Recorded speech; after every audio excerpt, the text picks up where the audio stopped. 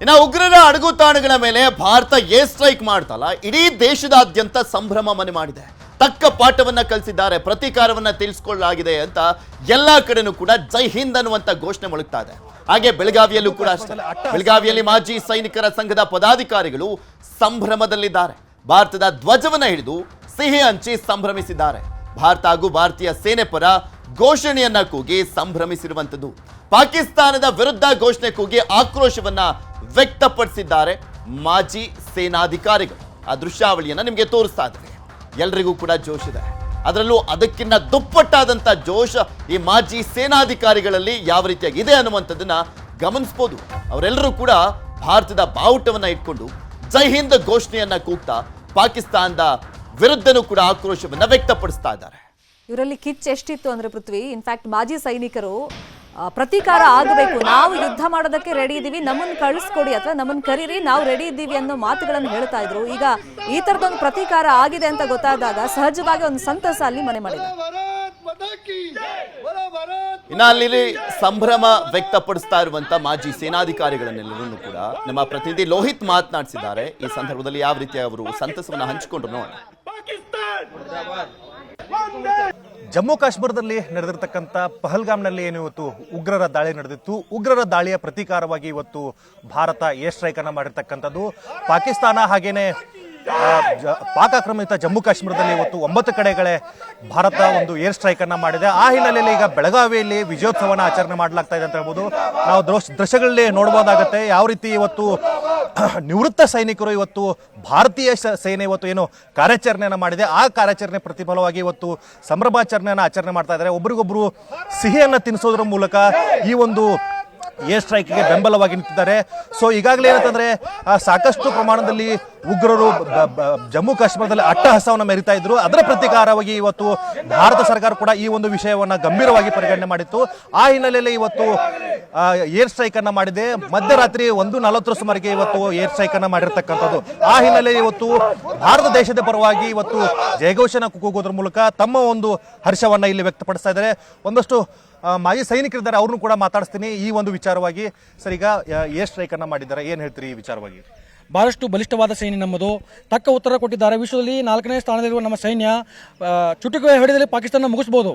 ಇದೇ ಕಾರ್ಯವನ್ನು ಅವರು ಮುಂದುವರಿಸಿದ್ದೇ ಆದರೆ ಇನ್ನು ಅವರು ನಕ್ಷೆಯಿಂದ ಅಳಿಸಿಗೋದ್ರಲ್ಲಿ ಯಾವುದೇ ಸಂಶಯವಿಲ್ಲ. ಇಂಥ ನೀಚ ಕೃತ್ಯಕ್ಕೆ ಭಾಗವಹಿಸಿ ಆಗಬೇಡಂತ ನಾ ಈ ಮಾತಲ್ಲಿ ಸ್ಪಷ್ಟವಾಗಿ ಹೇಳಕ್ಕೆ ಇಷ್ಟಪಡ್ತೀನಿ ಸರ್.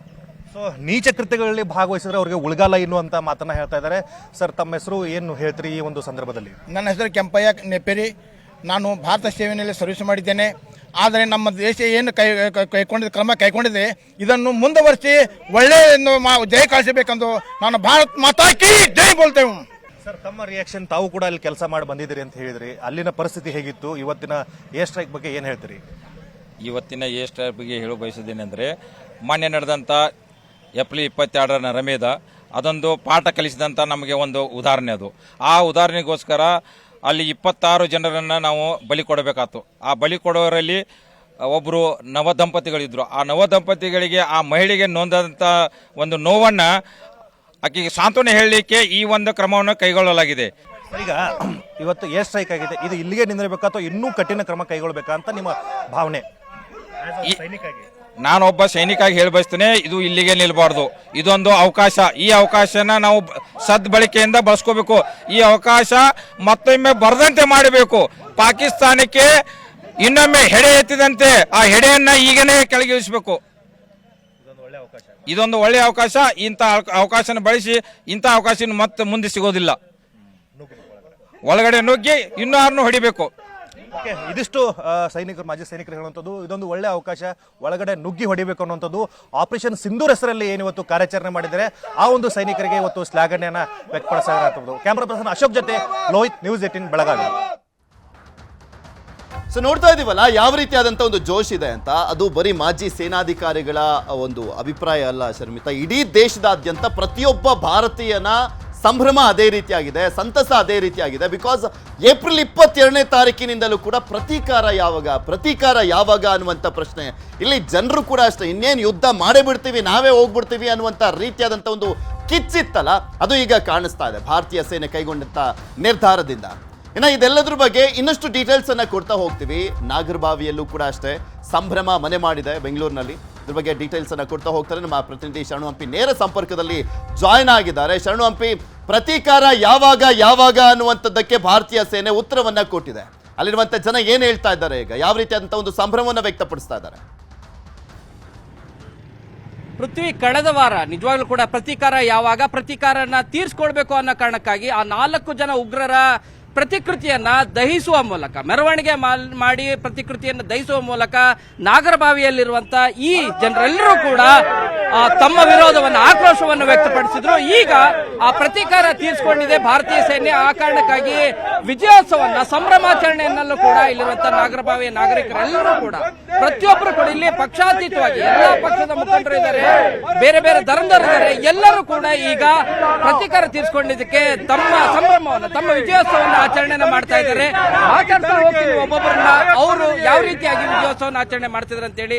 ಸರ್, 9 ಕಡೆಗೆ ಉಗ್ರರ ಅಡುಗು ತಾಣಗಳ ಮೇಲೆ ದಾಳಿ ಮಾಡಿದ್ದಾರೆ. ಸೊ ಏನ್ ಹೇಳ್ತೀರಿ? 9 ಕಡೆ ಅಡಗುದಾಣಗಳ ಬಗ್ಗೆ ಮೇಲೆ ದಾಳಿ ಮಾಡಿರೋದು ನಿಜವಾಗ್ಲೂ ಉತ್ತಮವಾದಂಥ ಕಾರ್ಯ ಆಗಿರ್ತದೆ. ಇವತ್ತು ಭಯೋತ್ಪಾದನೆ ನಡೆದು ನಮ್ಮ ಭಾರತೀಯರನ್ನ ಅಮಾನುಷ್ಯವಾಗಿ ಕೊಂದು ನಮ್ಮ ಮೇಲೆ ಹತ್ಯೆ ಮಾಡಿರ್ತಕ್ಕಂಥದ್ರ ಮೇಲೆ ಸೇಡ್ ತೀರಿಸಿಕೊಳ್ಳುವಂಥ ಕಾರ್ಯ ಆಗಿರ್ತದೆ. ಇನ್ನೂ ಭಯೋತ್ಪಾದಕರು ಎಲ್ಲೆಲ್ಲಿದ್ದಾರೆ? 9 ಕಡೆ ಅಲ್ಲ, 90 ಕಡೆ ಆಗಬೇಕು. 90 ಕಡೆ ಆಗಿ ಇವ್ರು ಎಷ್ಟು ಜನ ಇದ್ದಾರೆ ಭಯೋತ್ಪಾದಕರು ಎಲ್ಲಾರನ್ನು ನಿರ್ಮೂಲನೆ ಮಾಡಬೇಕು, ಹತ್ಯೆ ಮಾಡಬೇಕು, ಹುಡುಕಿ ಕೊಲ್ಲಬೇಕು. ಇದಕ್ಕೆ ನಮ್ಮ ಭಾರತೀಯರು ಎಲ್ಲರೂ ಸಹಕರಿಸಬೇಕು. ಎಲ್ಲರೂ ಒಂದಾಗಿ ಭಾರತ ಒಂದೇ ಅಂತ ಹೇಳ್ಬಿಟ್ಟು ಮಾತನ್ನ ಸಾರಿಸಬೇಕು. ಪಾಪಿ ಪಾಕಿಸ್ತಾನಕ್ಕೆ ನಾವು ಏನು ಶಕ್ತಿ ಇದೆ ಅನ್ನೋದನ್ನು ತೋರಿಸಬೇಕು. ಭಯೋತ್ಪಾದಕರು ಇನ್ನೆಲ್ಲೂ ತಲೆ ಎತ್ತಿ ನಿಲ್ಬಾರ್ದು ಅಂತ ಕಾರ್ಯವನ್ನು ಮಾಡಬೇಕು. ಮಾಡ್ತಾ ಇದ್ದಾರೆ. ಮೋದಿ ಸರ್ಕಾರಕ್ಕೆ ನಾವೆಲ್ಲ ಭಾರತೀಯರು ಧನ್ಯವಾದಗಳನ್ನ ಸಲ್ಲಿಸಬೇಕು. ಒಂದೇ ಮಾತರಂ. ನಮ್ಮ ಹೆಣ್ಮಕ್ಕಳ ಸಿಂಧೂರವನ್ನು ತೆಗೆದ ಕಾರಣಕ್ಕಾಗಿ ಆಪರೇಷನ್ ಸಿಂಧೂರ್ ಅಂತ ಮಾಡಿದ್ದು. ಸೊ ಈ ಕಾರ್ಯ ಬಗ್ಗೆ ನೀವು ಏನು ಮೆಚ್ಚುಗೆ ವ್ಯಕ್ತಪಡಿಸ್ತೀರಿ ಸರ್? ಆಪರೇಷನ್ ಸಿಂಧೂರ ಮಾಡಿರ್ತಕ್ಕಂಥದ್ದು ಅತ್ಯಂತ ಉತ್ತಮ ಕೆಲಸ ಮೋದಿಯವರಿಂದ. ಇದರಿಂದ ನಮ್ಮ ಹೆಣ್ಮಕ್ಳಿಗೆ ಯಾರು ತಾಳಿ ಭಾಗ್ಯನ ಕಿತ್ಕೊಂಡಿದ್ರೋ ಈ ಸೆಡ್ ಮುಖಾಂತರ 9 ಉಗ್ರರ ತಾಣಗಳ ಮೇಲೆ ಇವರು ದಾಳಿ ಮಾಡಿ ಎಷ್ಟು ಜನ ಸತ್ತಿದಾರೋ ಗೊತ್ತಿಲ್ಲ. ದಾಳಿ ಮಾಡಿರೋದ್ರಿಂದ ಅವರಿಗೆ ಸ್ವಲ್ಪ ಮನಸ್ಸಲ್ಲಿ ಸಮಾಧಾನ ಇರ್ತದೆ. ಎಲ್ಲಿವರೆಗೂ ಈ ಪಾಕಿಸ್ತಾನ ಅವರ ಆ ಕೆಟ್ಟ ಬುದ್ಧಿಯನ್ನು ಬಿಡೋದಿಲ್ವೋ ಅಲ್ಲಿವರೆಗೂ ನಮ್ಮ ದೇಶ ಹೀಗೇ ಇರ್ತದೆ. ಆಮೇಲೆ ನಮ್ಮ ಇಂಡಿಯಾದ ಜನಗಳು ಅಷ್ಟೇ, ಎಲ್ಲಿವರೆಗೂ ಅವರು ಬುಡಕ್ ಬರೋದಿಲ್ವೋ ಬಿಸಿನೀರು, ಎಲ್ಲಿವರೆಗೂ ಕೆಲವು ಅಧಿಕಾರಿಗಳು ಸಪೋರ್ಟ್ ಮಾಡೋದಿಲ್ವೋ, ಎಚ್ಚೆತ್ಕೊಳ್ಳೋದಿಲ್ವೋ, ಅವ್ರ ಬುಡಕೆ ಬರುತ್ತೆ. ಇದು ಯಾವುದೇ ಕಾರಣಕ್ಕೂ ನಿಲ್ಲೋದಿಲ್ಲ. ಅವ್ರ ಬುಡಕ್ 100% ಬರುತ್ತೆ. ಅವಾಗಲೇ ಅವ್ರು ಎಚ್ಚೆತ್ಕೊಂತಾರೆ. ಬಟ್ ಮೋದಿ ತಗೊಂಡಿರ್ತಕ್ಕಂಥ ವೆರಿ ಗುಡ್ ಸ್ಟೆಪ್ಸ್ ಇದು. ಈ ಪ್ರತೀಕಾರ ಸರಿನಾ ಸರ್? ಇನ್ನೂ ಜಾಸ್ತಿ ಆಗ್ಬೇಕಾ? ಇದು ಎಲ್ಲೆಲ್ಲಿ ಉಗ್ರರು ಇರ್ತಾರೆ ಅವ್ರ ಮೇಲೆಲ್ಲ ಕೂಡ ದಾಳಿ ಆಗ್ಬೇಕು. ನಮ್ಮ ಭಾರತ ದೇಶದ ಪ್ರಧಾನಮಂತ್ರಿ ತಗೊಂಡಿರೋ ನಿರ್ಧಾರ ಪಕ್ಕಾ ಕರೆಕ್ಟ್ ಆಗಿದೆ, 100ಕ್ಕೆ 100% ಕರೆಕ್ಟ್ ಆಗಿದೆ. ಜೈ ಭಾರತ್, ಜೈ ಭಾರತ್, ಜೈ ಭಾರತ್. ಪ್ರಧಾನಮಂತ್ರಿ ಅವರಿಗೆ ಅನಂತ ನಮಸ್ಕಾರಗಳು. ಅವರು ಎಲ್ಲಿ ದುಬೈನಲ್ಲಿ ಇರ್ಬೇಕಾದ್ರೆ ನೋಡಿದ ತಕ್ಷಣ ತಕ್ಕಂತ ಅಲ್ಲಿಂದ ಅವರು ಪ್ರೋಗ್ರಾಮ್ ಎಲ್ಲ ಕ್ಯಾನ್ಸಲ್ ಮಾಡಿ ಇಂಡಿಯಾಕ್ಕೆ ವಾಪಸ್ ಬಂದ್ರು. ಅವ್ರ ಉಗ್ರರು ಎಲ್ಲಿದ್ದಾರೆ? ಆ ಪಾಕಿಸ್ತಾನದ ಮೂಲೆ ಮನೆ ಹುಡುಕಿ ಹೊಡಿಬೇಕು ಅವ್ರನ್ನ. ನಮ್ಮ ಭಾರತ ದೇಶದಲ್ಲ, ಪಾಕಿಸ್ತಾನದಲ್ಲಿ ಎಲ್ಲೆಲ್ಲಿ ಅಡಿಕೊಂಡವ್ರೆ ಅವರ ಧ್ವಂಸ ಮಾಡಲೇಬೇಕು, ನಿರ್ನಾಮ ಮಾಡಲೇಬೇಕು. ರಕ್ತ ಬೀಸಾಸುರ ಹೆಂಗಿದೆ ಸರ್? ಪ್ರತಿ ಸಾರಿ ದಾಳಿ ಆದಾಗೂ ಕೂಡ ಹೇಳೋದು ಪಾಕಿಸ್ತಾನದವರು ಇಲ್ಲ ದಾಳಿ ಮಾಡಿಲ್ಲ ಅಂತ ಒಂದ್ ಹೇಳ್ತಾರೆ. ಎರಡನೇದು ನಾಗರಿಕರ ಮೇಲೆ ದಾಳಿ ಮಾಡ್ತಾ ಇದ್ದಾರೆ, ಸೈನ್ಯದ ಮೇಲೆ ದಾಳಿ ಮಾಡ್ತಾ ಇದ್ದಾರೆ ಅಂತಿದ್ದಾರೆ. ಈ ಸಾರಿ ಅದು ಪಾಕಿಸ್ತಾನ ಸೈನಿಕರ ಮೇಲೆ ಇರ್ಬೋದು ಅಥವಾ ನಾಗರಿಕರ ಮೇಲೆ ದಾಳಿ ಮಾಡದೆ ಎಲ್ಲೆಲ್ಲಿ ಉಗ್ರರ ಅಡುಗು ತಾಣಗಳಿದಾವೆ ಅವ್ರ ಮೇಲೆ ದಾಳಿ ಮಾಡಿದ್ದಾರೆ. ಅದು ಎಲ್ಲೆಲ್ಲಿ ಉಗ್ರ ತಾಣಗಳು ಇದಾವಲ್ಲ ಅವ್ರ ಮೇಲೆ ದಾಳಿ ಮಾಡೋದ್ರ ಪಕ್ಕ ಇವರು ಸುಳ್ಳು ಹೇಳಿಕೆಂದೇ ಬಂದಿರೋದು. ಇವರು ಪಾಕಿಸ್ತಾನ ಅಲ್ಲ, ಅದು ಸುಳ್ಳಿಸ್ತಾನ ಅದು ಪಾಕಿಸ್ತಾನ ಅಲ್ಲ. ಆ 9 ಉಗ್ರಗಳದ್ದು ಇವರು ಏನ್ ಕೇಳಿದಾರಲ್ಲ ಅವ್ರಿಗೆ ಇದು ಡೀಟೇಲ್ಸ್ ಆಗಿ ಮತ್ತೆ ಅದಕ್ಕೆ ಏನ್ ಸಾಕ್ಷಿ ಬೇಕು ಎಲ್ಲ ಮೋದಿಯವರು ಕೊಡ್ತಾರೆ, ಕಾಯ್ತಾ ಇರಿ. ಮೋದಿಯವರು ಕೊಡ್ತಾರೆ, ಕಾಯ್ತಾ ಇರಿ. ಇದು ನಮ್ಮ ಭಾರತದ ಹೆಮ್ಮೆ. ಇದು ಇದೇ ತರ ನಡೀತಾ ಇದ್ರೆ ನಾನು ಇನ್ನೊಂದು ವಿಷಯ ಹೇಳಕ್ ಬರ್ತೀನಿ. ಆಚೆ ಕಡೆ ಉಗ್ರಕ್ಕಿಂತ ನಮ್ಮ ದೇಶದಲ್ಲಿರೋ ಉಗ್ರರನ್ನ, ಒಳಗಡೆ ಇರೋ ಉಗ್ರರನ್ನ ಫಸ್ಟ್ ಮಟ್ಟ ಹಾಕ್ಬೇಕು. ಸಪೋರ್ಟ್ ಮಾಡೋರ್ನ ಮೊದಲು ಇಲ್ಲಿರೋ ಉಗ್ರರನ್ನ ಫಸ್ಟ್ ಹೊಡೆದು ಹಾಕ್ಬೇಕು. ಅದು ಫಸ್ಟ್ ನಮ್ಮ ಮೋದಿಯವ್ರ ಕೆಲಸ ಮಾಡಬೇಕು. ಆಚೆ ಕಡೆ ಹೊಡೆಯೋದು ದೊಡ್ಡದಲ್ಲ, ಒಳಗಡೆ ಇರೋರು ಹೊಡೆಯೋದು ತುಂಬಾ ಕಷ್ಟ. ಫಸ್ಟ್ ಅವ್ರನ್ನ ನಾಶನ ಮಾಡಬೇಕು ಅಂತ ನಾವಿಲ್ಲಿ ಬೇಡ್ಕೊಳ್ತೀವಿ. ಕೂಡ ಬಹಳ ಜನ ಇದ್ದಾರೆ, ಅವ್ರನ್ನ ಕೂಡ ಮಾತಾಡ್ತೀನಿ. ಸರ್, ತಾವೇನ್ ಹೇಳ್ತೀರಿ ಸರ್? ಸರ್, ನಾನು ರಿಟೈರ್ಡ್ ಪೊಲೀಸ್ ಆಫೀಸರ್ ಮಾತಾಡ್ತಾ ಇದ್ದೀನಿ. ನನಗೊಬ್ರು ಸರ್ದಾರ್ಜಿ ಒಂದು ಮಾತು ಹೇಳಿದ್ರು.